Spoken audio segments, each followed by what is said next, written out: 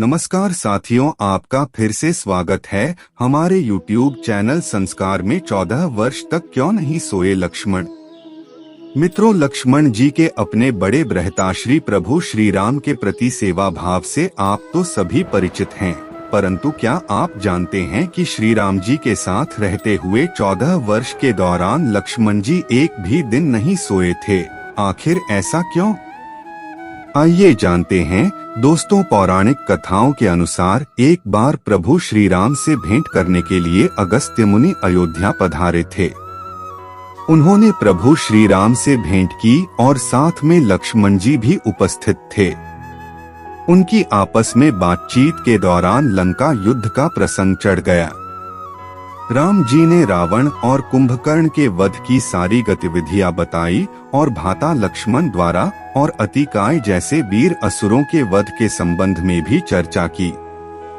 चर्चा के दौरान ही अगस्त्य मुनि ने कहा कि इसमें कोई भी शंका की बात नहीं है कि रावण और कुंभकर्ण बहुत बड़े योद्धा थे, परंतु इन सब में सबसे अधिक और सबसे बड़ा फिर योद्धा था इंद्रजीत। एकमात्र वही ऐसा योद्धा था जिसने स्वर्ग लोक में आकर देवराज इंद्र के साथ वीरता पूर्वक युद्ध किया था और जीतकर उन्हें बंदी बना लिया था।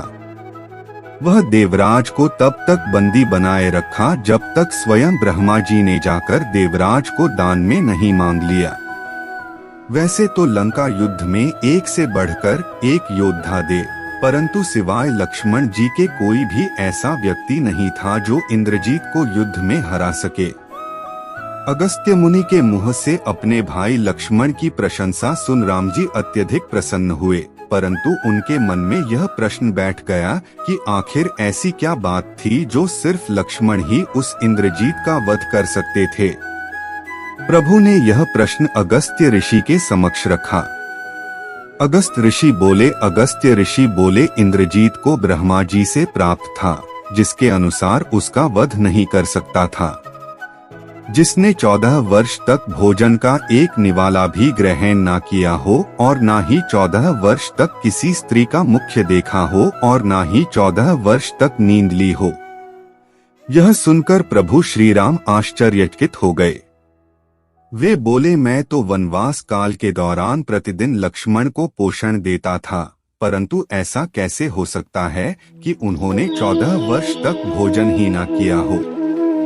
इसके अलावा मेरी और लक्ष्मण के साथ सीता भी वनवास पर गई थी, तो फिर ये कैसे संभव है कि लक्ष्मण ने किसी स्त्री का मुख ना देखा हो तथा अलग कोटिया होने के बावजूद भी लक्ष्मण 14 वर्ष तक नहीं सोए। यह सब कैसे संभव है? इस पर अगस्त्य मुनि मुस्कुराए और लक्ष्मण से बोले कि बताइए प्रभु को यह सब कैसे संभव हुआ। लक्ष्मण जी ने दोस्तों जवाब देते हुए कहा, भैया, वनवास की पहली रात्रि के दौरान जब नींद के रूप में देवी निंद्रा का आगमन हुआ तो मैंने उन्हें प्रणाम किया और उनसे प्रार्थना की कि 14 साल तक उन्हें नींद नहीं परेशान करें, ताकि वे अपने बड़े भ्राता प्रभु श्री राम और माता सीता की दिन रात सेवा कर सकें तथा जब वे दोनों सो जाएं तब उनकी रखवाली कर सके। इंद्रा देवी मेरी बात मान गई, परंतु उन्होंने कहा कि आपके हिस्से की नींद किसी न किसी को तो लेनी ही पड़ेगी। इस पर मैंने निंद्रा देवी से अयोध्या में उर्मिला के पास जाने की प्रार्थना की।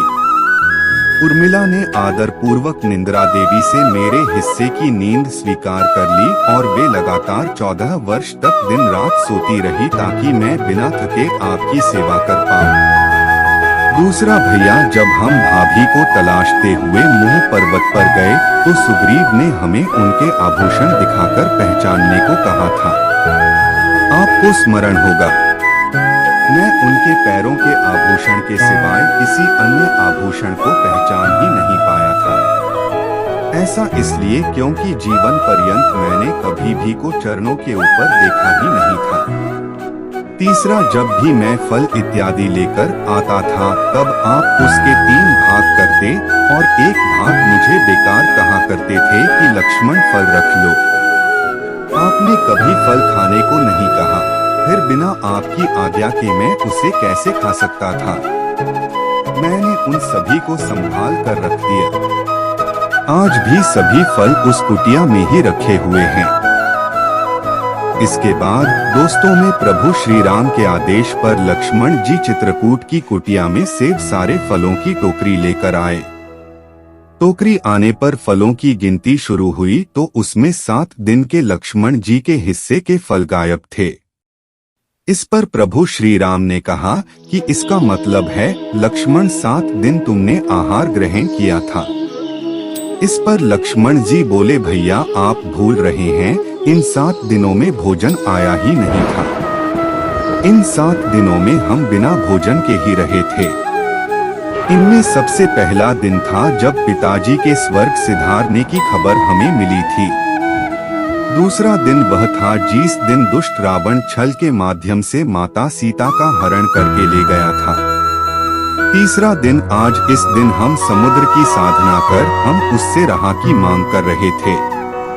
चौथा दिन था जिस दिन मुझे शक्ति लगी थी और मैं बेहोशी की हालत में पूरे दिन ढला हुआ था। पांचवा दिन था जब इंद्रजीत ने माया सीता का सिर धड़ से अलग कर दिया था, जिसे हम दोनों शौक में थे जब आप इंद्रजीत के नागपाश में बंद कर दिन भर अचेत रहे। अंतिम यानी कि 7वां दिन था जिस दिन आपने अपने पराक्रम से उस दुष्ट रावण का वध किया था। यही बहस 7 दिन थे जिसमें हमें अपनी ही सुध नहीं थी, जो भोजन ही कहां से करते। इसके अलावा मैंने विश्वामित्र जी से एक अतिरिक्त विद्या का ज्ञान ग्रहण कर लिया था, जिसके माध्यम से कोई भी व्यक्ति बिना भोजन किए जीवित रह सकता है और अपने सारे कार्य नियमित रूप से कर सकता है। तो दोस्तों, आज की अगर आपको यह वीडियो पसंद आया है तो कमेंट में जय श्री राम लिखना बिल्कुल ना भूलें। और अभी तक आपने हमारे चैनल संस्कार को सब्सक्राइब नहीं किए हैं तो प्लीज आप हमारे चैनल को सब्सक्राइब कर लीजिए। धन्यवाद।